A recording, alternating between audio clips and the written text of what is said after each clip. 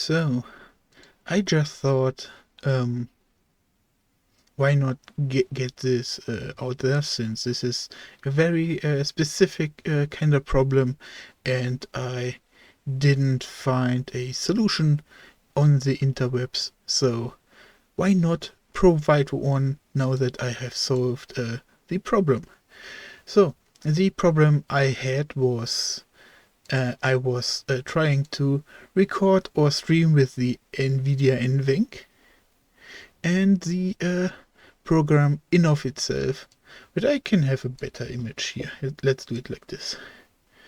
Yeah, the Nvidea NVENC 264, and it wasn't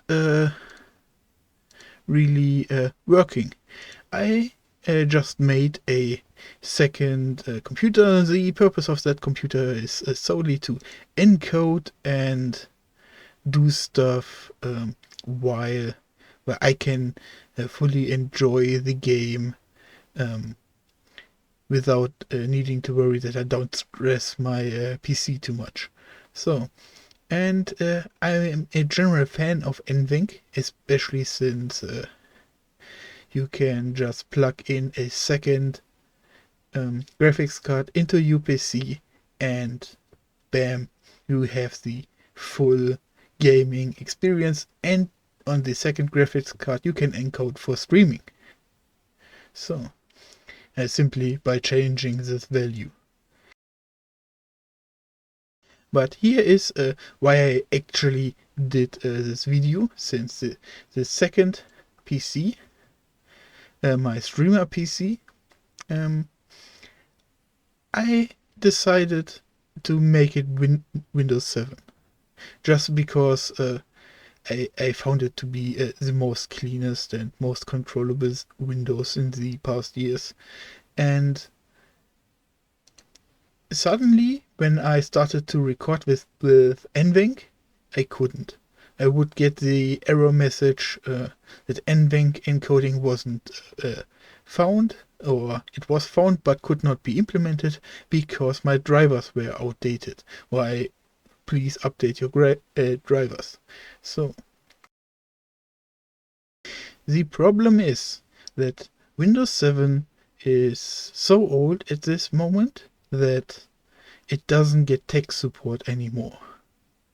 So what you have to do is find an old enough driver to make it work. And the current one that are working for me are the OBS NDI for my network streaming. Wait, let's demonstrate that. Bop, really quick. And then suddenly, wait, I don't know, do I hear me twice?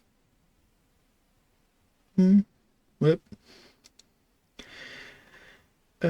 and then use this version of OBS Studio.